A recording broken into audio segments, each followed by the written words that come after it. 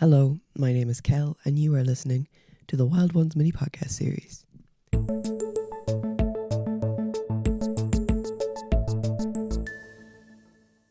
Our theme was a continuation of the I Choose to Challenge theme with a focus on reimagining education. We were thrilled to have guest speaker Fahmeda Naheed with us. Fahmeda has been living in Cork on the north side for the last 13 years and is a registered teacher with the Teaching Council of Ireland as a subject specialist for the subject of history in secondary schools. She believes that the challenge is how to apply the cognitive approach to schools so that it replaces the behaviourist approach, and that we need to know about the brain to involve it in learning because everything we say is directed by the brain. Here's what she had to say. The real challenge, which was given to us, maybe only the speakers or rest of us, was that, what kind of educational challenge you find in education system. And education system mean the education system in Ireland from my experience, and the education system, I had worked previously. And then as a mother, the challenges I found, in the education system, because my children, my eldest, she just going to start her first year in September. So the thing is, that I believe that education system is not linked with a practical approach. This is the first thing since I came in Ireland, and I found it that, this system or whatever the system, it is not linked with a practical approach. Still, the memory is an important part of intelligence. It's one same universal exams for same class. Inequality, socioeconomic status, and its effect on children development is not addressed by the system. And even now, Sheila was talking about her own learning experience, when we were in the breakup. And at that time, she told, she didn't like the school because of all the stress factor and everything. So what happens, we all have different kind of stories from our own experience and from our own perspectives. Even after having good qualifications, good grades, adults are suffering from mental health issues. Likewise, we in our group, we discussed, what kind of mental health issues we had been. And we are not even able to afford the necessities of life. Still, there is a lot of challenges for us to get the money and salaries and manage our expenses. A lot of people, they're unable to drive a car. A lot of us take a lot of time to adjust in the uncomfortable environment. We are unable to access services. We are unable to manage relationships because it results in the lack of emotional intelligence. Still, in Ireland, I see it, alcoholism is at its peak. There are numerous academic and learning challenges. We are not able to understand the understanding of brain science for neural education. So very recently, I just about a year ago, I started my job. There we have a group called neural education, and we have a kind of continuous engagement with that. And there I saw the problems, the challenges I'm highlighting here. I found a lot of the problems or the difficulties, they can be lessened, or few of them can be removed from the education system if we develop that neural approach in our education system. So the challenge which Alicia asked me to do is, like I said, the challenge is how to apply the cognitive approach into the schools so that it replaces the behaviorist approach. This behaviorist approach is the same, the cultural approach, the traditional approach in education system, which is quite, with some difference, it is similar in Ireland as well. We need to know about brain to involve in learning, because for me, I think since I started learning this neural education, I developed that brain is the power. Brain is the ultimate thing which directs us. Brain, everything, especially the learning, it revolves around the brain. Everything we say is directed by brain. Brain is what we are, why our brain is our most valuable asset, and why we need to learn so we can be a useful, as a learner or as an educationist. When kids are having fun in the classes, learning is no problem. But many kids are not enjoying school at all, and neural educators know this is, so they start every class with bouncing balls and having fun. It works very well. The stress goes down, the scores goes up, and the teachers are much happier too. So since developing this, a model of learning neural education approach, there are different ways to explore them, especially in the school. There are different activities which the teachers can do in the classroom. Now, the issue is that how this physical activity, having some fun in the class, and just break the stress out, how it helps. Actually, it allows us to articulate our thoughts and desires, predictions and plans that are deeply rooted in emotional and survival instincts. Mindset, expertise, and motivation became implicit elements in cognitive classrooms. All students can be seen, all voices are heard, and their potential is realized. It helps teachers to resolve their classroom management issues, prevent crisis and disruptive behavior, and center socioeconomic, socio-emotional learning and restorative practices. Now, if the neuroscientists, they use a lot of physical gestures, physical exercises, just to boost the movement in the body. And why the movement in the body is important? Because movement is a regulation tool. If a child is moving, it's because their body needs to move. The joints, the body structure, it all tells us that we have to keep engaged in movements, whatever kind of it is. It can be exercise, it can be games, it can be any healthy activity.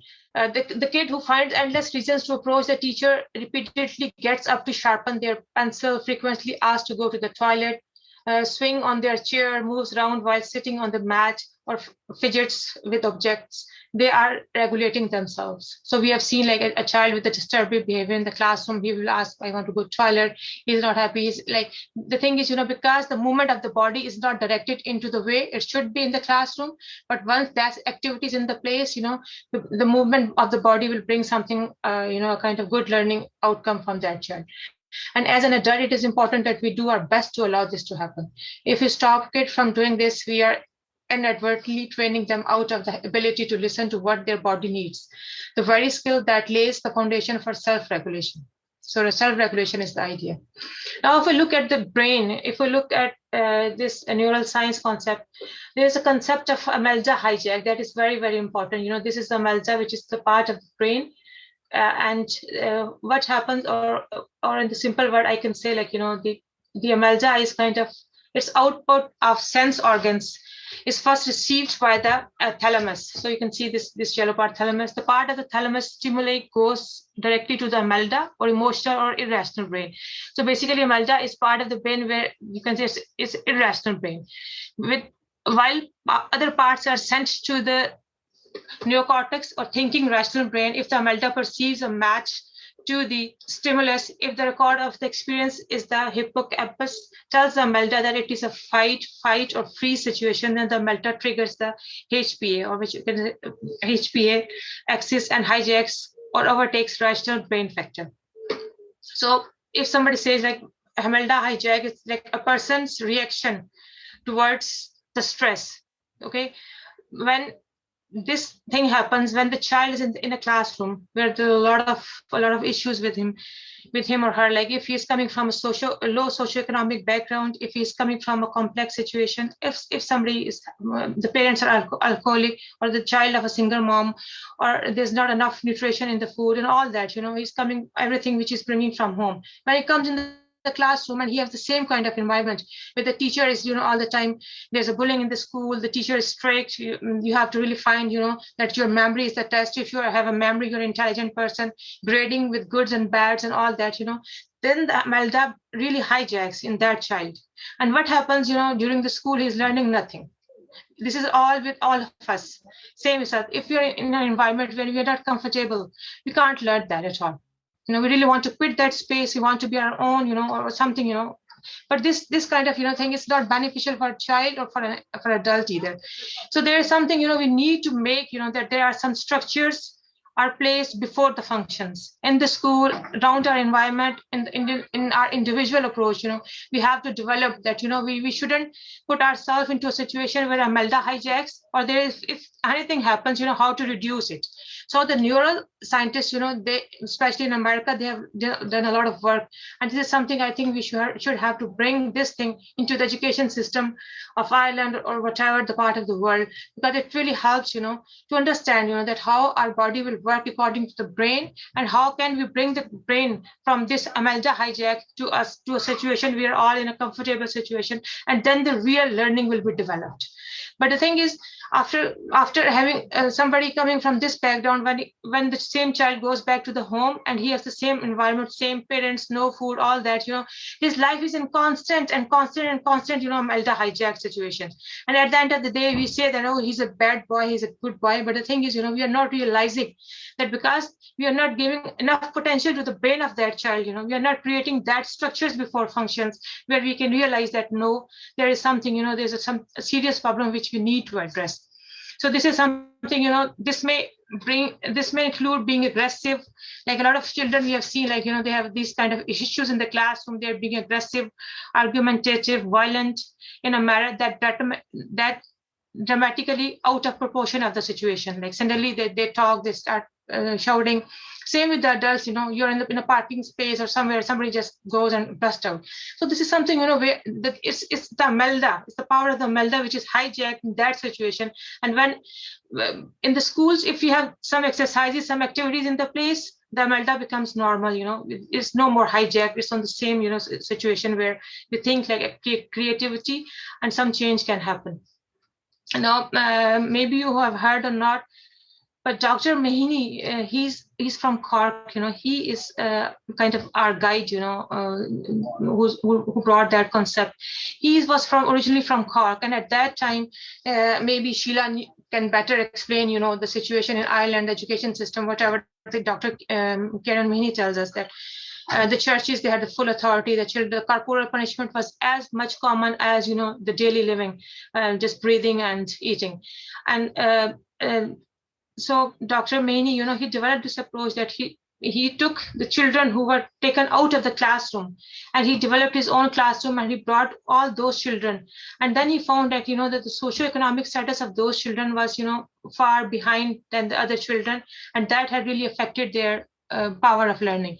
So he developed some kind of mechanism and all that, kind of activities separately, and he didn't inform the authorities. And when the results were there, he worked with them, and these children brought very good results in the school. So, and then, the church, they were not happy with Dr. Maney, and he was so, he was discriminated, and he left Ireland and he went to States. Now he's in Seattle, and in Seattle, he has this first brain learning school where he has everything, the structures before function in place, and the students are bringing the best results, and according to their potential match and according to their abilities. So if you want, I can send you the link and just kind of whatever you need to about that. If you want to join that group, you're more than welcome to join that group. And if you need any other information, and there's a book, the name is Brain Centric Designs, and that book is so good and powerful. It simply explains your own situation. It is not only it's kind of learning environment for every individual, not in a formal settings or informal setting. But I applied that brain centric design into my own life, like for my own children in the house and on the workplace as well.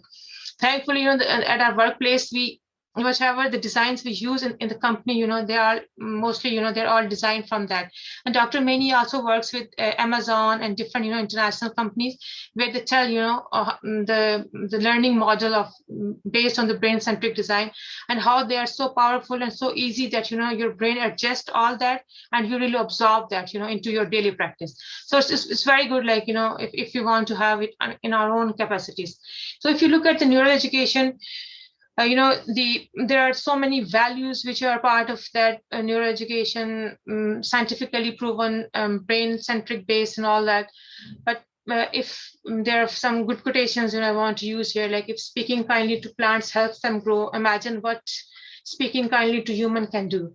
So there's something, a power of the words, as making them as a value, because this is something your brain, even you're a furious person, if you're a bad person, but you are good with some people, because those are some people you are cared for and they care for you. They give you the love, they give you the passion, they give you kind of energy. Same like your mom, you are always happy with your mom because like there's some space which my mom is giving to me. So emotional intelligence, based on the relationships, engagement and all that. So that's so powerful. And then children who develop inside environments with never-ending fear are not able to regulate their nervous system. because nervous system needs space. It has its own demands, it has its own needs, it has its own functions, which are not my choice, your choice. They are something which we make as human beings, no matter which color, which race, which geographical location you are, but this is something which has a universality and which is so unique, which we need to understand into that. And same is like children who is not developing inside, who is living in the situation of fears, his nervous system will be kind of whole nervous breakdown and learning breakdown. And we punish that fear because we only look at behaviors. Schools can be the safe places where we model the neural exercises for regulation. Then if you furthermore to this brain power, respecting a child teaches them that even the smallest, most powerless, most vulnerable person is worthy of respect. So the concept of individualism, every person is important. And in the scope of learning and in practice, as a member of community, as a member of a global community, and that is a lesson our world desperately needs to learn. This is something, which is vital into that. We have to see, how the human beings and how the animals, their stress response. So he's a neuroscientist, and he developed, how the animals, they perceive their threat and their frequency and everything. And they did a lot of research on monkeys because they think monkeys' brain is closer to human brain. And how the stress they see and how they try to be protective and proactive and all that. If you want, you can watch it later on. I can send you the links. But mainly, the thing is, we have to make that the core values of human beings is something, which should be given the idea of the brain centrality. Because once we address the brain has no religion, brain has no kind of, yes or no. Brain is a brain, and it has its own structures and own functions, and it's all natural. Like, we can't say like this as something, a kind of no racist phenomenon involved into this brain science. So this is something I think, like, it should be the model of teaching in schools and universities and elsewhere. And also, for individual level, there's a lot of capacities which we can develop in our own homes and our surrounding. And also, the workplace environment and workplace agencies and all, they can also develop this model, which already, the Amazon and other companies, they're all working and engaged into that. Thank you very much, everybody.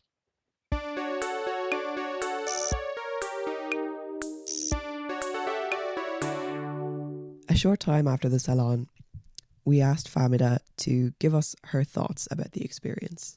She writes, "If the hard things are discussed in a soft way, they make you feel light and addressable. Thanks to the salon for offering a forum where you can talk, discuss, chat, and say whatever you like and what people want insight for. It was a wonderful session, and she was so happy to attend. She thought there was a good flow and momentum in the online session and would definitely recommend all of her friends to follow them up. She gives her thanks." You can read more online about Fahmeda's work with the Immigrant Council of Ireland on immigrantcouncil.ie. Thank you to our sponsors, the Local Community Development Committee and the Department of Rural and Community Development.